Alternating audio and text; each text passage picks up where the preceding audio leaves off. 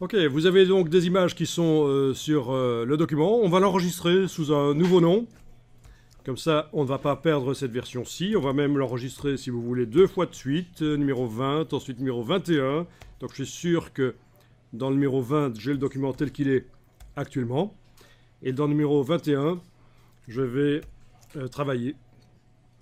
Alors, l'idée, c'est de parler maintenant des styles d'objets. Donc, on va sélectionner une des images qui est sur une des pages, mais une image dont on voit les bords, pas une qui est à bord perdu comme ça, qui va jusqu'au bord de la page. Donc une image dont on voit les bords. Vous sélectionnez donc l'image, mais vous sélectionnez en fait le conteneur de l'image, pas le contenu. Et alors sur ce conteneur, on peut mettre des effets spéciaux. On y va, menu Objet, Effects, et vous entrez dans la palette des effets spéciaux par Transparency. Alors, je crois qu'il existe aussi une palette des effets spéciaux dans InDesign, mais je ne l'utilise pas. Moi, je vais directement dans la palette là des effets. Bon, peu importe. En tout cas, voilà, vous avez l'objet qui est sélectionné, vous êtes entré dans la palette des effets spéciaux, vous allez cocher la case Preview, comme ça vous voyez derrière ce qui va arriver à l'image.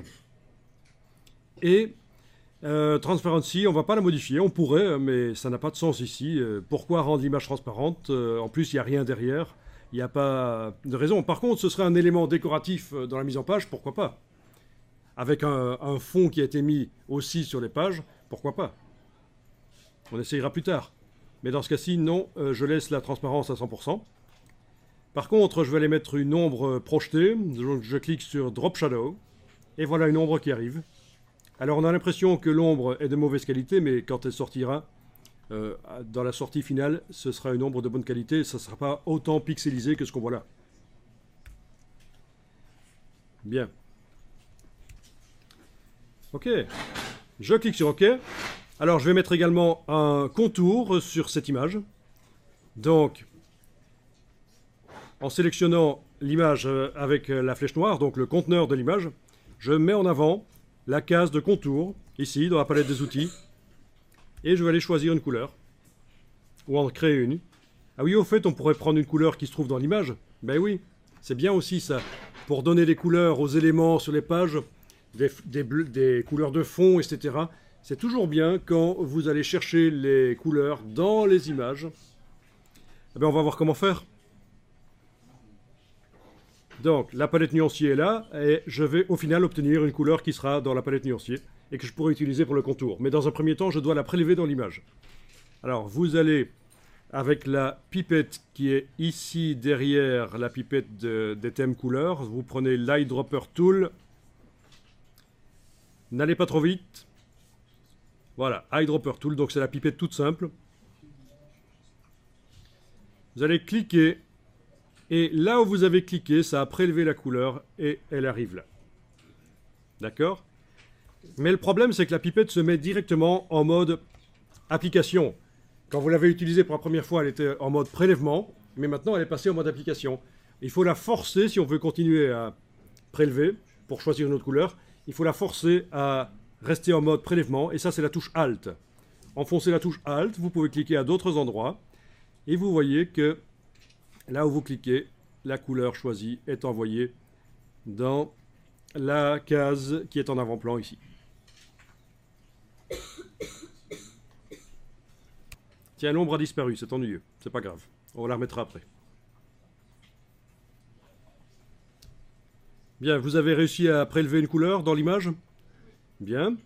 On va l'ajouter au nuancier, c'est toujours mieux.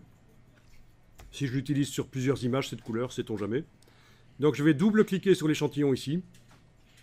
Et dans le sélecteur de couleurs qui apparaît, je vais cliquer sur Add RGB Swatch. OK. Et la voilà, elle est là. Donc la couleur utilisée par le contour de cette image qui est sélectionnée est dans le nuancier. Ben oui, si j'avais créé une couleur directement, j'aurais été dans le menu nuancier, j'aurais demandé nouvelle couleur. Mais là, j'ai été prendre une couleur qui est dans l'image.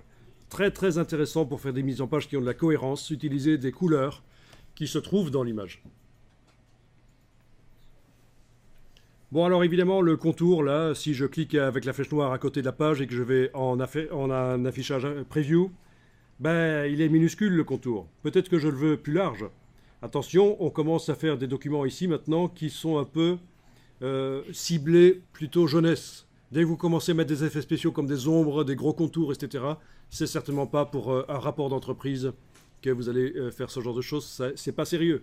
Par contre, pour un document plus ludique, un document dans un parc d'attractions, pourquoi pas, un parc animalier ou quoi, distribué à l'entrée, qui montre le plan et différentes choses, oui, ça c'est bien. Ou un livre pour les enfants jusqu'à 16 ans, quoi, voilà. Jusqu'à 14-16 ans, bon.